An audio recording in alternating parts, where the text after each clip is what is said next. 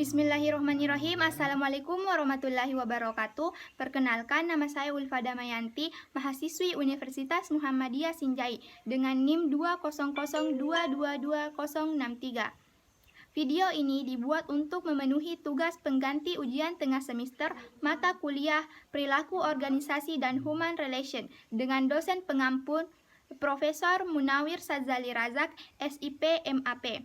So, langsung saja, ini dia videonya.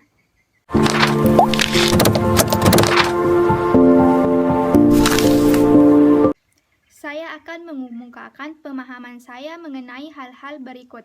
Yang pertama, konsep dasar perilaku organisasi. Pengertian perilaku organisasi. Perilaku organisasi itu sendiri merupakan sebuah bidang studi yang menyelidiki pengaruh yang dimiliki oleh individu, kelompok, dan struktur terhadap perilaku dalam organisasi, yang bertujuan menerapkan ilmu pengetahuan semacam ini guna meningkatkan efektivitas organisasi. Adapun disiplin ilmu yang mendukung perilaku organisasi yang pertama adalah psikologi. Psikologi merupakan ilmu pengetahuan yang berusaha mengukur, menjelaskan, dan terkadang mengubah perilaku manusia dan makhluk lain. Yang kedua, sosial psikologi. Sosial psikologi merupakan bidang dalam ilmu psikologi yang memadukan konsep dari psikologi dan sosial serta berfokus pada pengaruh seseorang terhadap orang lainnya. Yang ketiga, sosiologi. Sosiologi merupakan studi tentang manusia dalam kehidupannya dengan lingkungan sosial dan kultur mereka. Yang keempat, antropologi. Antropologi merupakan studi kemasyarakatan untuk mempelajari manusia dan aktivitas-aktivitas mereka. Yang kedua, faktor-faktor internal dan eksternal yang membedakan antara individu dan berpengaruh pada perilaku individu tersebut dalam sebuah organisasi.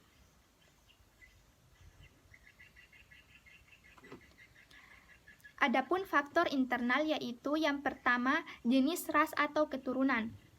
Setiap ras yang ada di dunia memperlihatkan tingkah laku yang khas. Tingkah laku khas ini berbeda pada setiap ras karena memiliki ciri-ciri tersendiri. Yang kedua, jenis kelamin. Perbedaan perilaku berdasarkan jenis kelamin antara lain cara berpakaian, melakukan pekerjaan sehari-hari, dan pemberian tugas pekerjaan. Perbedaan ini bisa dimungkinkan karena faktor hormonal, struktur fisik, maupun norma pembagian tugas. Wanita seringkali berperilaku berdasarkan perasaan, sedangkan seseorang laki-laki cenderung berperilaku berdasarkan pertimbangan rasional. Yang ketiga, sifat fisik. Misalnya, orang yang pendek, gendut, wajah berlemak adalah tipe psikis. Orang dengan ciri demikian dikatakan senang bergaul,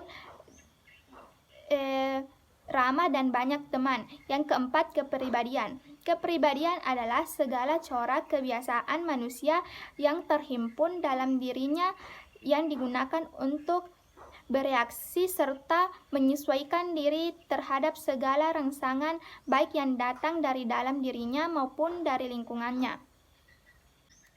Yang kelima, inteligensia atau kemampuan berpikir atau pengetahuan. Inteligensia adalah keseluruhan kemampuan individu untuk berpikir dan bertindak secara terarah dan efektif. Tingkah laku yang dipengaruhi inteligensia adalah tingkah laku inteligen di mana seseorang dapat bertindak secara tepat dan mudah dalam mengambil keputusan. Yang keenam, bakat, pengetahuan, dan keterampilan khusus. Bakat adalah suatu kondisi di mana seseorang yang memungkinkannya dengan suatu latihan khusus untuk mencapai suatu kecakapan, pengetahuan, dan keterampilan khusus. Misalnya kemampuan memainkan musik, olahraga, dan sebagainya. Adapun faktor eksternal, yang pertama adalah pendidikan. Inti dari kegiatan pendidikan adalah proses mengajar. Hasil dari proses mengajar adalah seperangkat perubahan perilaku. Dengan demikian, pendidikan sangat besar pengaruhnya terhadap perilaku seseorang. Yang kedua, agama. Agama akan menjadikan individu bertingkah laku sesuai dengan norma dan nilai-nilai yang diajarkan oleh agama yang diyakininya. Yang ketiga, kebudayaan. Kebudayaan diartikan sebagai kesenian, adat istiadat, ataupun peradaban manusia. Yang keempat, lingkungan. Lingkungan adalah segala sesuatu yang ada di sekitar individu, baik lingkungan fisik, biologis, maupun sosial. Yang kelima adalah sosial ekonomi. Status sosial ekonomi seseorang akan menentukan tersedianya suatu fasilitas yang diperlukan untuk kegiatan tertentu. Tersedianya status sosial ekonomi ini akan mempengaruhi perilaku seseorang. Yang ketiga, perbedaan antara teori konten dan teori proses. Teori konten atau yang disebut juga dengan teori isi menekankan pada alasan untuk sering mengubah kebutuhan manusia, sedangkan teori proses berfokus pada proses psikologi yang mempengaruhi motivasi berkenaan dengan harapan, tujuan, dan persepsi ekuitas. Yang keempat, perbedaan teori kebutuhan Maslow dan teori kebutuhan lainnya. Teori kebutuhan Maslow secara ringkas terbagi menjadi 5. Yang pertama, tidak ada kebutuhan yang terjadi bersamaan di antara kategori kebutuhan lainnya. 2. Kebutuhan dipuaskan terlebih dahulu dari yang paling bawah. 3. Kebutuhan di tingkat atas dipenuhi jika kebutuhan di tingkat bawah sudah terpuaskan.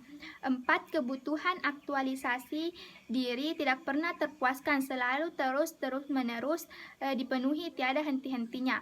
Yang terakhir, kebutuhan yang belum terpuaskan menjadi pendorong perbuatan atau perilaku.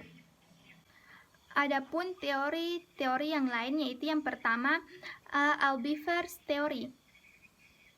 Albiver's meringkas 5 kebutuhan Maslow menjadi 3 kebutuhan, yaitu eksistensi, relatisness, dan growthness, atau disingkat dengan ERG. Teori ERG memiliki asumsi yang berbeda dengan hierarki kebutuhan Maslow. Yang pertama, kebutuhan pada tingkat yang lebih rendah tidak dapat dipuaskan terlebih dahulu sebelum mengaktifasi kebutuhan pada tingkat yang lebih tinggi.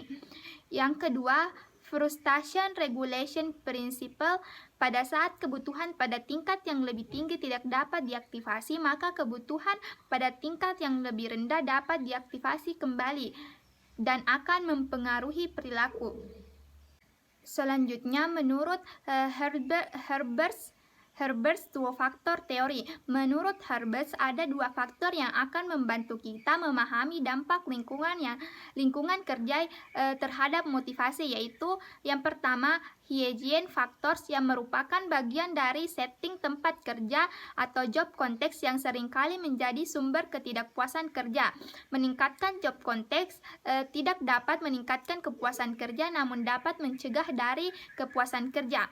Yang kedua, safety first factor, yang merupakan bagian yang dilakukan oleh orang-orang dalam pekerjaannya atau job content adalah sumber kepuasan kerja.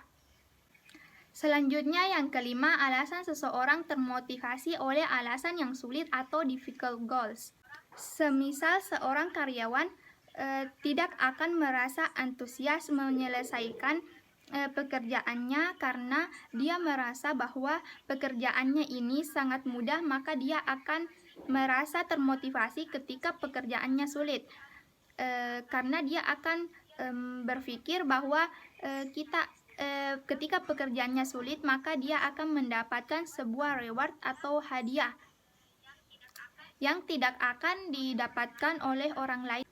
Nah, itulah tadi pemahaman saya. Lebih dan kurangnya mohon dimaafkan. Billahi fi sabilil haq fastabiqul khairat. Wassalamualaikum warahmatullahi wabarakatuh.